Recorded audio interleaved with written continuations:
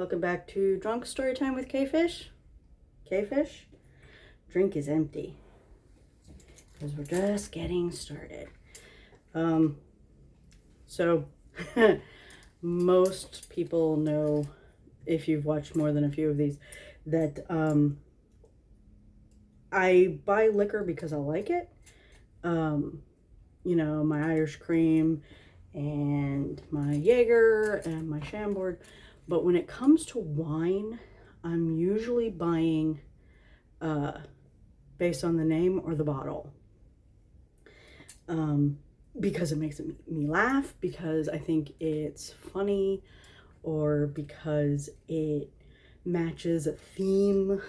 You know, wine called prophecy. Well, so as I was shopping for said wine for this week, came across a bottle of something that I'd never heard of before. And I thought, how could I not buy a bottle of Rongo-Dongo?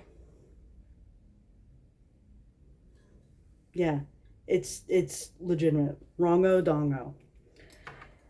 And so then I was like, now I'm gonna need stories to go along with the theme of Rongo-Dongo.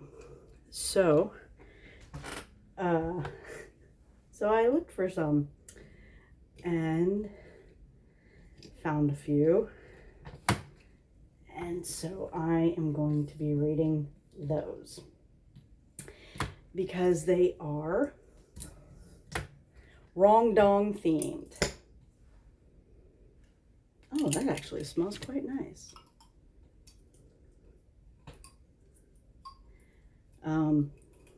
The first one is going to be by entanglednow.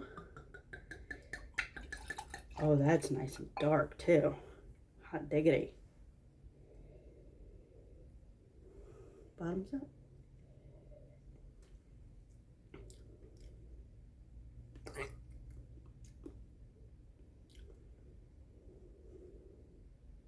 It smells nice, but I'm not entirely sure how much I actually like it. Maybe I'll go get the Chambord, make some blood baths. So, I'm gonna go ahead and get started with my Rong Dong wine, and I'll be right back. I'm back. So, I did have to douse the Rong Dong in Chambord. It's not fantastic, my opinion, and I'm like no professional or anything. It is better with the Chambord. Okay, so going with the Rongo-Dongo. Again, this is a story by entanglednow, and this is explicit. Get your kids out of the room, adult content. And this is called Performance Review. This appears to possibly be a long one. So, summary, in which an angel and a demon find themselves with a free afternoon and one of the Archangel Gabriel's spare corporations. The notes are that possible consent issues within, since this involves the habitation and use of a corporation without the original owner's consent. I actually did think a lot about that when I was reading this. And it's obviously not something that is real. But yeah, it's an interesting thought exercise. So anyway, performance review. They don't relax until they're both back in the bookshop. until Aziraphale can tug the scroll they'd acquired from Heaven's archives out of his jacket and put it safely away in the secret compartment in his desk, which is hidden from sight by both ethereal and occult miracles. That's all I've had so far.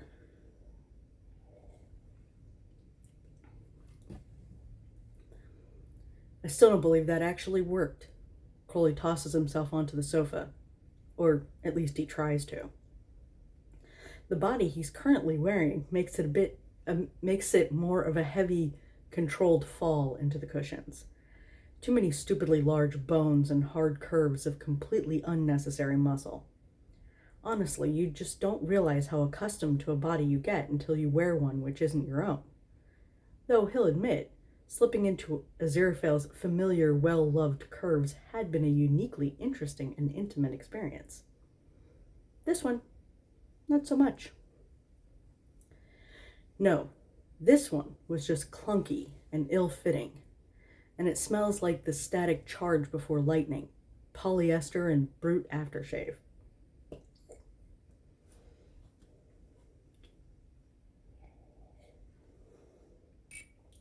God, I remember when Brute was like all the rage. Wasn't it like the 90s, late 80s, early 90s? It's like being it's like being forced to literally inhabit 1985. 80s. Crowley can feel every tombstone slab of his new teeth.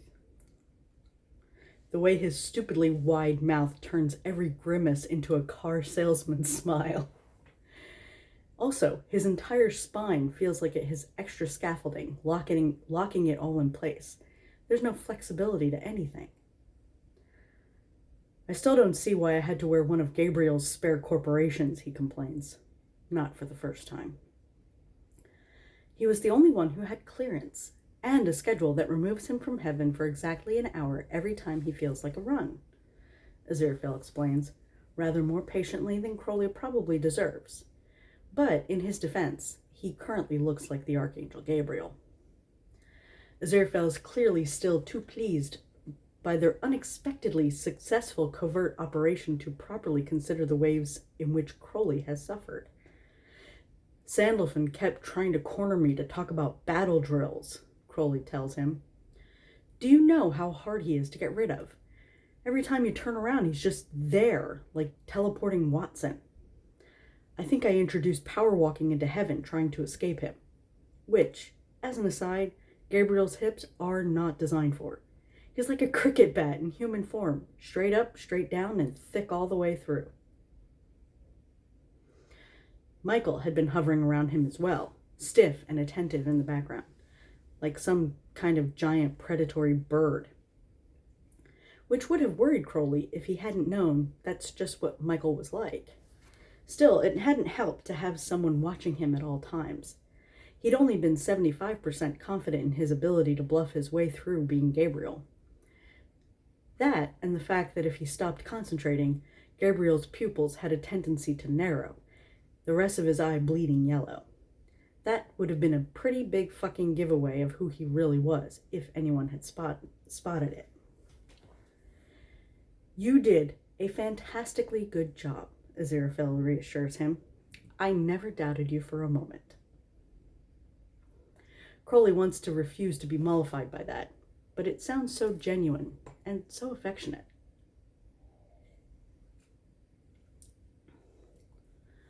Blasted angels and their ability to see straight through him. He continues to grumble for a while, though, for the principle of the thing. Side note, did you know that Gabriel has a dick? Aziraphale blinks. I'm sorry? Crowley flips the jacket open and gestures toward the Archangel's crotch. I thought new corporations were sexless. Action man smooth and everything. But he's actually wearing the whole package. From the start. Dick, balls, the lot. He dresses to the left, by the way. Though I feel I could have gone another 6,000 years at least without learning that personally. Crowley considers it for a moment, while Aziraphale frowns. It's gotta be for aesthetic purposes, hasn't it? I mean, it's not like he's actually using it. Do you think he even knows how? Crowley unsnaps the trousers and pulls the zip down, tugging shirt tails out of the way. Aziraphale makes a strangled noise of protest. Crowley, please, that's incredibly inappropriate. Crowley doesn't see how it can possibly be. It's currently his dick, after all. Possession is 9/10 and all that. What? You're telling me you've never thought about it? Crowley raises an eyebrow, hopes it looks equally as disbelieving on Gabriel's face as it does on his own. Aziraphale looks absolutely scandalized at the clear accusation. Crowley, of all the things to... How can you even ask me that? Crowley can't help noticing that for all the obvious bluster and offense there, Aziraphale never actually offered a denial to go along with it. How hard is it to offer a simple, no, Crowley, I've never given it a second thought? No. Instead, the angel is fidgeting with the ring on his smallest finger, with the guilty air of a man having one of his long-buried fantasies unexpectedly unburied. Oh, this is definitely worth exploring further. You did, didn't you? Crowley crows, all amusement and oddly ironic satisfaction. And he has no idea what that looks like on Gabriel's face. But it makes Aziraphale's own expression do something unexpected and interesting. You dirty angel. You've absolutely had lewd thoughts about him, haven't you? Did you think about him fucking you? Big tower of an archangel between your legs? Was it over his desk, that giant wooden monstrosity in heaven? Did you see the angles? And the little desk tidy? Did you think Gabriel actually knows how trees work?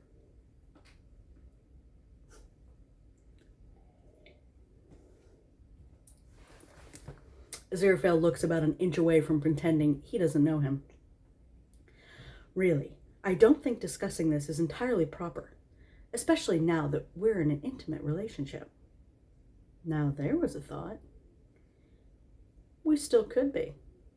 Crowley leans back on the sofa, lets Gabriel's solid thighs ease apart. The untucked shirt tails and open fly make the offer fairly obvious. Aziraphale stares at him. You're not seriously suggesting that we... While you're... Crowley shrugs. Why not? Still me, Angel. You've had sex with me plenty of times. It's just a corporation, after all. Surface detail. Wouldn't actually mean anything. Besides, it's not like you haven't done a few obscene and questionable things that I've wanted. So many obscene and questionable things. Which I love you for, I do. And I'm more than happy to let you have your fill of the Archangel Gabriel's body, if it's something you're interested in. Dear heavens, please don't phrase it like that. Aziraphale's still shaking his head and looking faintly winded, as if the idea of it is too scandalous to consider seriously. But Crowley knows him well enough to suspect he's considering it anyway. Aziraphale always has been exceptionally good at considering things he shouldn't. It's the reason Crowley now gets to kiss him whenever he wants, which is probably why he's always so tempted to encourage it. Crowley raises both eyebrows, and when that doesn't work, he tucks a thumb into the waistband of Gabriel's boring gray trousers and boring white underwear and pulls them down a fraction. How about I show you the dick and you can make an informed decision, he suggests. Aziraphale makes a noise that absolutely ensures that Crowley is going to show him the dick.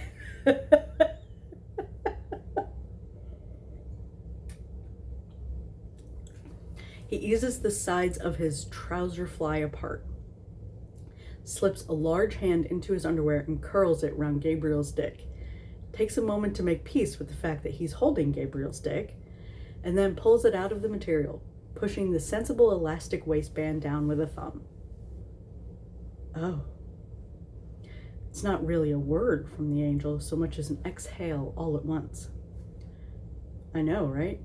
Crowley says in perfect agreement. Seriously, look at it. Do you think he has enough blood to run it and his body at the same time? I mean, why does he even bother? I bet he doesn't even use it. It's a waste is what it is.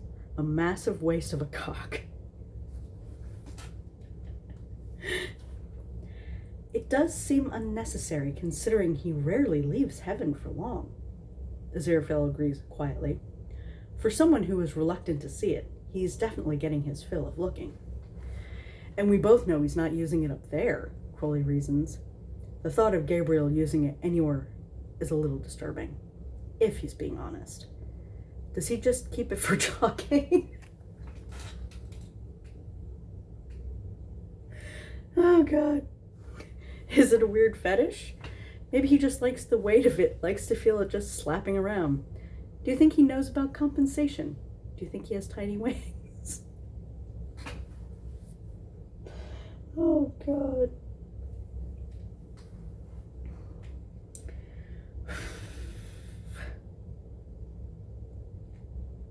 We've all seen the pictures. We've all noticed it when he's jogging. What is the hamaconda? Aziraphale gives a coughing laugh that he very quickly strangles. Would you please stop? Crowley, please stop touching it. Crowley doesn't stop touching it. He gives a long upward stroke that pulls his thumb over the head. Then he does it again, until he's not only touching Gabriel's cock, but Gabriel's very interested cock. It's not as sensitive as his own, but there's more of it. And it's pleasantly weighty in his fist. Arousal is not going to be a problem. Not with Aziraphale watching him like he's something he wants 5 courses of. There's no way he wasn't going to get hard over that.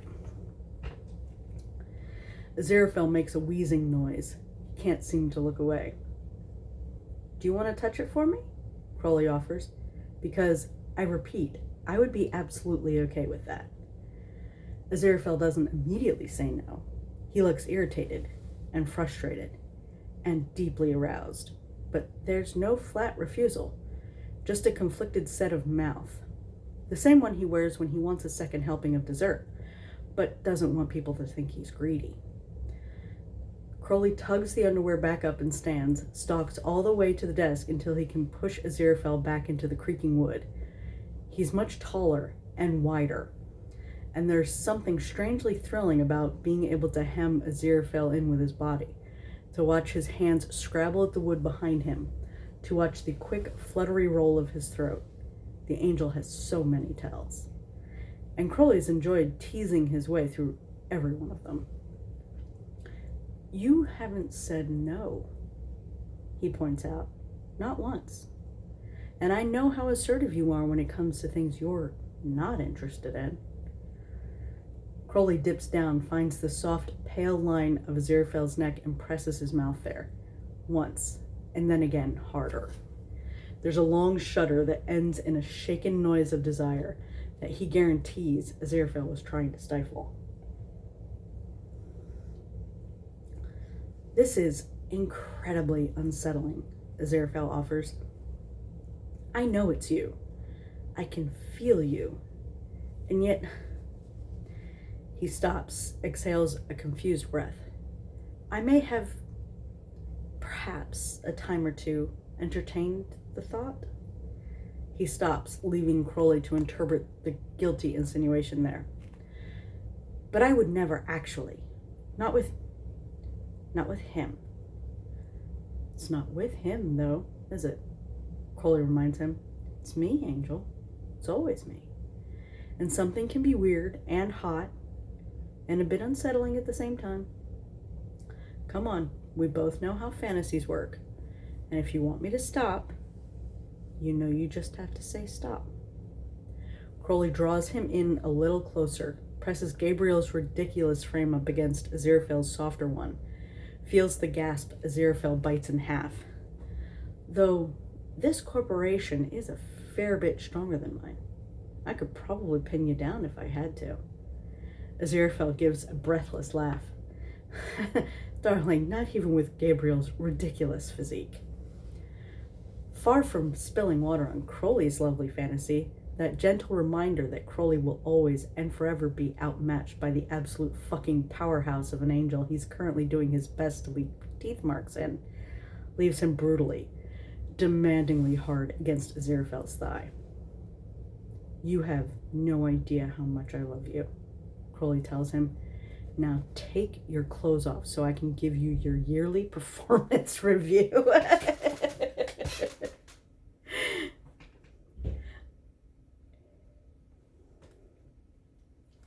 The laugh that comes after that is more than breathy.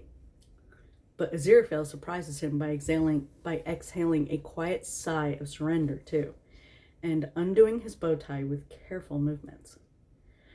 "Chop chop, Aziraphale. I have other angels to grade."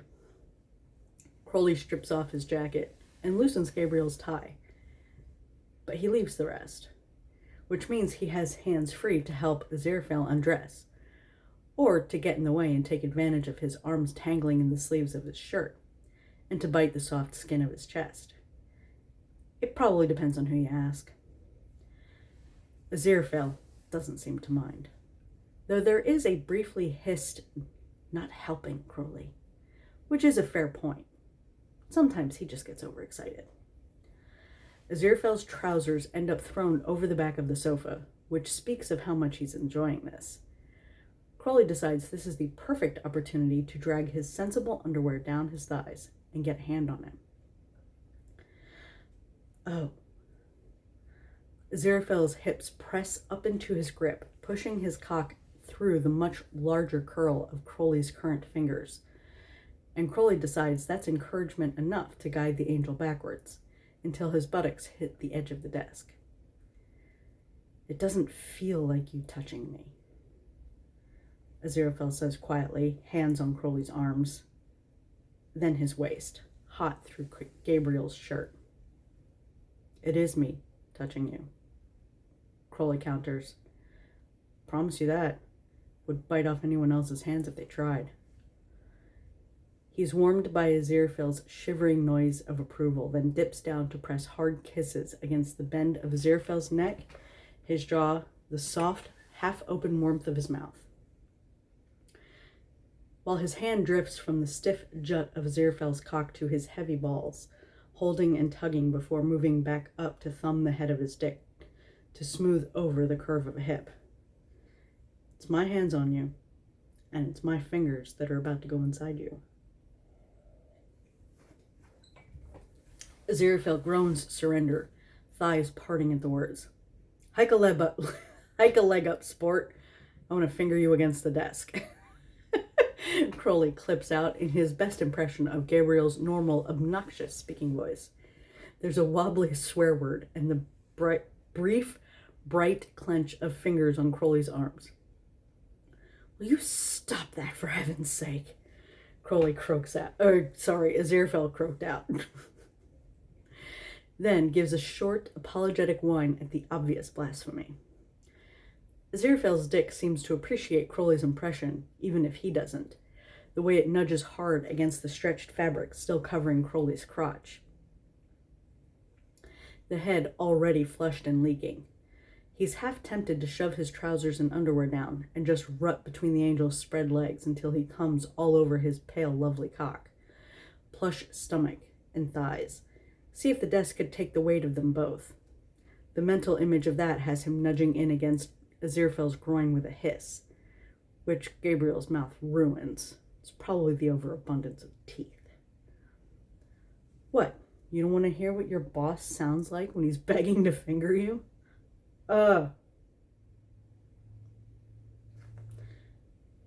"No, damn it. Will you please stop laughing, you fiend?" But Aziraphale is already pulling a leg up, leaning his thigh against the desk so Crowley can reach underneath, and a quick snap leaves his long fingers slicked and running. It's too tempting not to oil Aziraphale's cock too, to cup his balls in his slick fingers before moving back again, finding the tight ring of his anus and circling it teasingly. There's a shudder of breath, and Aziraphale cants his hips forward a touch. That's really too tempting an invitation, and one of Crowley's fingers presses into him on the next sway, is encouraged slowly deeper by Aziraphale's moan. "How does my hand feel now?" Crowley asks. "Any doubt who's fingering you?" "I don't know. Aziraphale says tartly. You both have a tendency to be smug when you're getting your own way. Crowley can't help but laugh, too amused to be offended, and he's not sure whether it sounds more like Gabriel's or his own. You wound me, Angel, comparing me to him. He carefully pushes in another finger, while there's still a bit of a stretch, just the way the angel likes. The squeezing warmth of his body is delicious. The way he presses down to get more of Crowley into him is even better. As nice as that is with his fingers, it's exquisite when it's his cock.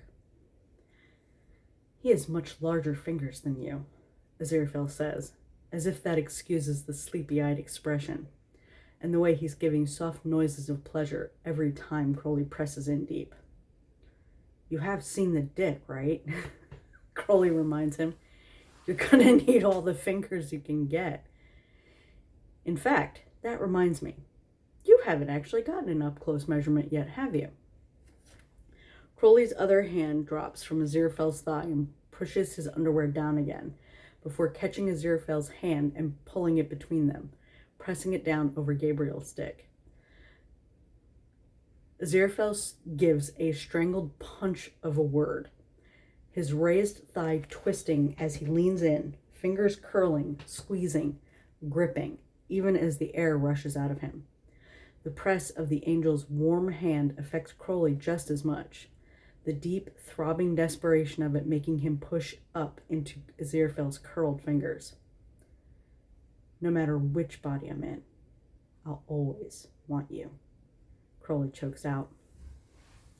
Aziraphale makes a greedy noise that Crowley doesn't think he intends, clenching into the next push of fingers with an enthusiasm that Crowley chooses not to feel jealous of.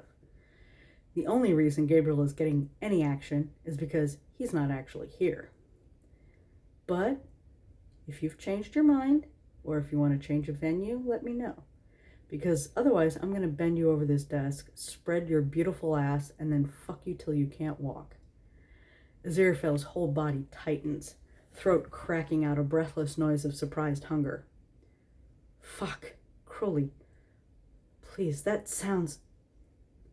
But I want to see you, Aziraphale tells him. I need to see you. Crowley thinks about it for a minute. You want me to sit in the chair while you ride my cock? Aziraphale takes almost no time to think about that. Before he's pressing Crowley backwards, fingers slipping free of the angel's body as Aziraphale's thigh drops from the desk. Yes, that sounds perfect. Crowley seats himself in the second best armchair, suit trousers shoved down to mid-thigh, leaving Gabriel's unnecessarily large cock standing straight up, flushed a desperate red at the head and trailing a thin line of pre-cum. You want me to finger you some more, or you want a bit of stretch? Crowley looks down and considers it for a second. Or a lot of stretch. Because it's all fun and games until someone's taken more dick than they know what to do with. But Aziraphale is already climbing into his lap, knees shoved to either side of him, straightening until Crowley can catch his soft waist. He uses the other hand to hold his cock steady, to make it ready and slick and wet, while Aziraphale guides himself slowly down onto it. Crowley feels when the head nudges the weight of the angel's balls before slipping in behind, finding the give of his teased open anus and pushing up as Aziraphale bears down. The first stretching push makes Aziraphale's thighs tense, and he stops there a moment, making tiny adjustments before he slowly presses down again. Crowley can feel the squeezing, slippery tightness of him, the way it makes blood throb in his cock.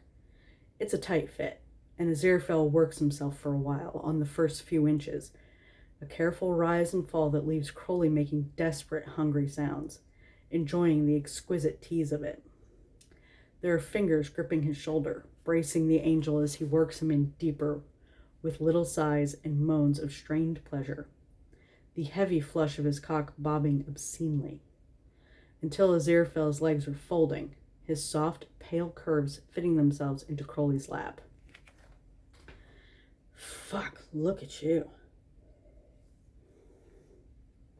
Crowley strangles out. The shifting push of his hips tells him that Aziraphale has taken him all the way, and he can't help but be impressed. Can't believe you get that all inside you. I may have to make a few indecent purchases.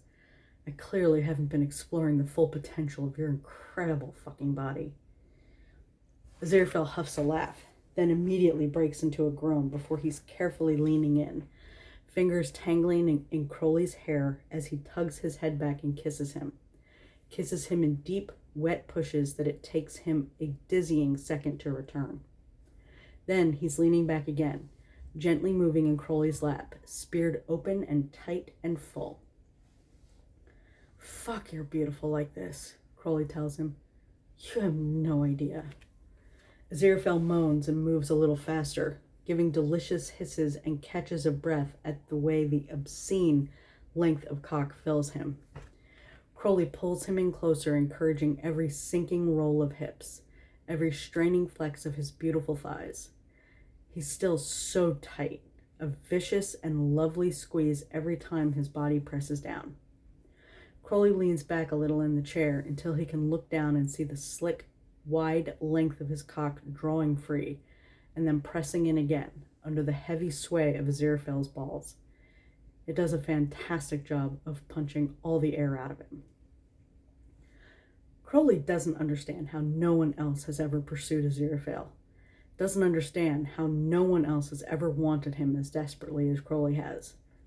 But he can't bring himself to be disappointed that he's the one Aziraphale chose. There's nothing he wouldn't do for his angel. Nothing. Including nudging his badly hidden fantasies into life. Come on, champ, put your back into it, Crowley insists, in what he now knows is a damn good Gabriel impression. Fuck. Aziraphale makes a strangled, helpless sort of noise, fingers digging sharply and painfully into Crowley's shoulders. His whole body shudders, thighs tightening and pulling in, air hissing between his teeth. But he doesn't tell Crowley to stop. He doesn't tell Crowley not to do it, which is good enough for him. Did your demon boyfriend fuck you like this? He bites out. Makes sure there's a thread of arrogance and satisfaction in the words. Will you please not? Aziraphale says desperately. But the thready hint of pleading is definitely not for Crowley to stop. He's groaning out a breath on every solid push into his body. The angel can protest as much as he likes, but Crowley can feel every quick, desperate clench of his tight ass around Gabriel's ridiculous cock. He can hear the strangled sounds he makes when Crowley tugs on his hips with Gabriel's big spade hands. Every fall of his body leaving the wet smack of skin ringing through the bookshop. Bet that wicked fiend is seething with jealousy right now. What do you think he'd say if he could see you like this, riding my magnificent dick and loving every minute of it? I don't lie to an archangel, Aziraphale, Crowley says. All firmness and too many teeth, accent smooth and deep. There's a strangled burst of air. Crowley, no, Crowley says, moving Aziraphale into every rolling thrust, feeling the angel meet him in squeezing downward pushes. His cock has risen and filled completely, jutting and stiff with lust. Crowley knows what Aziraphale wants, and he's always given Aziraphale what he wants. Do it properly. I can't. Aziraphale looks scandalized and horrified, but there's a red flush crawling up his throat, a shivering whine every time Crowley shoves Gabriel's cock all the way into him. Gabriel, he chokes out, then moans as if he's going to be punished for it. Yes. Being careful not to hiss at the end, Crowley agrees, biting the word off with military precision, to keep hold of Gabriel's clipped, self-important sentences, his vague air of smugness and disdain. That's right. Don't forget who's fucking you right now. You're going to be good for me, aren't you? You're going to be so good for me, Aziraphale. And you're going to let me leave this corporation's filthy essence inside you. Aziraphale's fingers dig in and he grunts a shaky affirmative, mouth open now, thighs shaking. Crowley suspects he's just sent him nonverbal, which is always a good sign. Crowley grips both hands round Aziraphale's generous waist, takes over completely, pulling Aziraphale down while he drives up with his hips, gratified that Gabriel has at least something in the way of natural core strength. Fuck, he's not gonna last long. Aziraphale is beautiful when he gives in, when he lets himself indulge, decides to be greedy. Touch yourself. Show me what a mess I'm going to make of you. Aziraphale obeys immediately, the hand that grasps himself already shiny with lubricant. It slides and pulls on his cock in quick, greedy jerks, smoothing over the head with the meat of his thumb while he gasps air like a drowning man. There we go. Fuck. I can't. The stabbing ecstasy of orgasm ruins Crowley's accent completely. Purple eyes blooming yellow, pupils splitting and narrowing. Fuck, Angel. He buries himself inside Aziraphale's squirming, shaking body, feeling like he's being cored out, spilling into him impossibly deeply and groaning his name. He's absently aware that there are now messy lines of semen across Gabriel's white shirt and his lilac tie. And Aziraphale's hand is still working his cock in slow, indulgent pulls, come running slowly down his fingers as he shivers in Crowley's lap. You absolute bloody fiend, Aziraphale breathes eventually, then wraps a hand round Crowley's neck, pulls him in and kisses him. Crowley's fairly sure that Aziraphale is leaving spunk in his hair, which he feels is probably justified. It's also, in some way, fucking hilarious. Aziraphale pulls a face when he leans back, coughs an unexpected laugh. Yes, I'm afraid that's exactly as disturbing as I thought it would be, now that all the endorphins have worn off, he says, though he sounds more amused than disappointed. Crowley hums something that may or may not be satisfaction, feeling his cock slowly soften and ease free of the angel. The dick is just as impressive, reddened and wet and drooling cum. Because of course it is. It's such a tragic waste. Crowley can't even feel jealous properly. He wraps his big hands around Aziraphale's hips and pulls him in close. You are an incorrigible monster, Aziraphale tells him. Not going to pass me up for the Archangel Gabriel, Crowley asks, who has proven himself, quite literally, to be a massive prick. Though I would like to remind you, he lacks my fantastic flexibility and sexual creativity. Seriously, he fucks like a brick. The look Aziraphale cuts him is terribly amused, but desperately trying to hide it, indulgent and chastising in equal measure. Crowley lives for how much Aziraphale lets him see, for how much he gives him now. Aziraphale considers for a moment. Well, I have grown rather attached to your ridiculous face over the past 6,000 years. Ridiculous?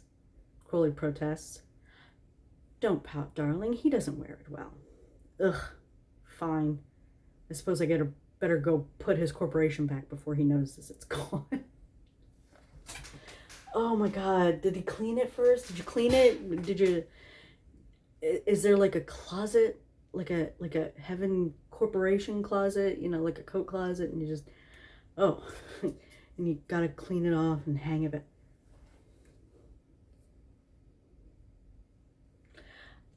Oh man. That's one of those things that, like, as a kid, and I say kid meaning like late teens, whenever I would have like my more supernatural kind of, fantasy world going on, that was always something that I don't want to say caught my fancy, but caught my curiosity, is, if, like demon possession, so to speak, if your actual significant other was wearing somebody else, what that would feel like. Not physically feel, but psychologically, what would that feel like? For either party, really.